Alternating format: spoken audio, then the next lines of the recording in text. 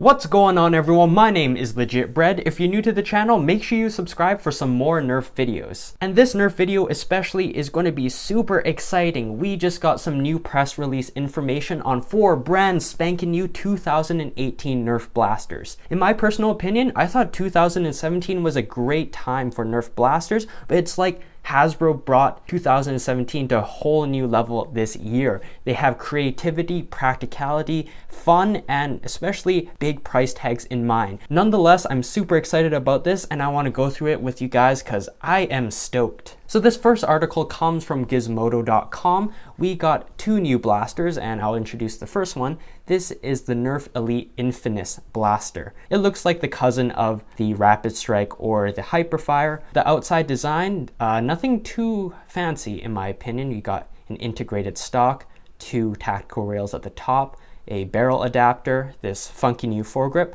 Overall, I think the design looks nice. It also has this kind of shattered crystal design that the Surgefire has. I don't know how I feel about the color design, but it's all right. Now, it doesn't look like too much on the outside, but the Infinus has some new tricks up its sleeve, especially with this new drum mag. So this is going to be a 30 dart capacity drum mag, and it's going to be the first one to introduce this new technology called quick load technology. According to Nerf, they're going to have a funnel at the back where you can just insert darts into it. It'll feed into the magazine and into the blaster. So essentially, you can load up the blaster without ever taking out this magazine once. Depending on how effective this is, I could see this totally adding a new layer of fun and practicality to the Nerf game. And if that isn't enough excitement for you, the Nerf Infinus will also feature an LED indicator that will blink green, red, or yellow. Good means you're locked and loaded and ready to fire, red means the magazine is empty, and yellow means there's a jam. The last time we've seen any type of LED indicator was in the regulator, and it was quite rudimentary. All it would do is just flash red when you ran out of darts. This LED indicator will be a lot more advanced. I hope the sensor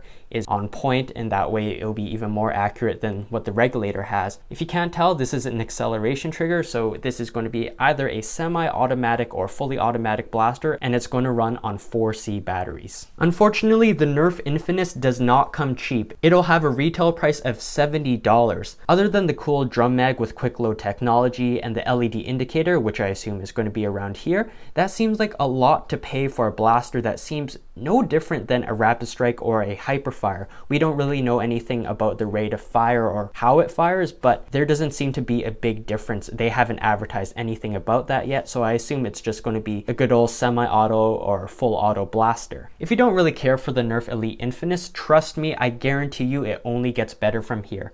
The last blaster on this article is the brand new Nerf Mega Accustrike ThunderHawk. This is a really intriguing idea from Hasbro, combining 2 past series together to form this ridiculously awesome blaster. We got this new series, Mega Accustrike, and it also comes with a brand new Nerf dart. I didn't see that coming. They haven't given a name for this new dart yet, but it's going to be a dart with the design of Accustrike darts with that kind of twisted, flat-headed design, and it'll be the size of a Mega dart. And hopefully a new dart means new accuracy, better accuracy, because that's what the Accustrike series is all about. And it would make sense for this thing to be more accurate since this is a sniper rifle. It'll have a fold-out bipod right here, which is reminiscent of the Centurion or the long shot. It's going to come with a 10 dart clip, and that can be loaded into the blaster via a side magwell. There's also a tactical rail at the top, and now to address the elephant in the room, this thing extends a lot. It looks like it becomes double its size once you extend it fully. It's not going to do anything to improve your range or accuracy, but it's just a really cool concept. If you want a sniper rifle, you can extend it out. If you want something on the go, you can put everything together.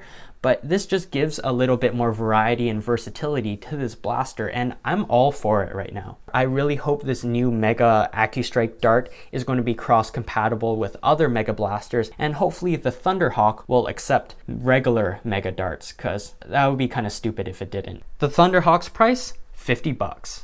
Moving on to a Popular Mechanics article, we got 2 brand new Rival blasters. After the Nemesis came out, I thought, okay, this is one of my favorite Nerf blasters, if not my favorite ever. How are they going to top this? And I think this might be the damn closest thing so far. Introducing the brand new Nerf Prometheus under the Phantom Corps line. take a look at it. It looks sweet. We got the Phantom Corps white and black, creating this epic contrast. I can't even form sentences right now. This thing it's ridiculous. We got a front handle here for stability, a couple of rail guards to set this gun safely on the ground, muzzle right here, this really funky inverted grip with the acceleration trigger and the regular trigger, I assume. It comes with a strap because it's going to weigh like 1,000 pounds. And there's a tiny little Rival tactical rail right here. And from the way this blaster is designed, it's purely a heavy gunner type blaster. You're going to be hip firing this thing like Arnold Schwarzenegger all day. This is a 200 round hopper. Nemesis, 100 rounds. This,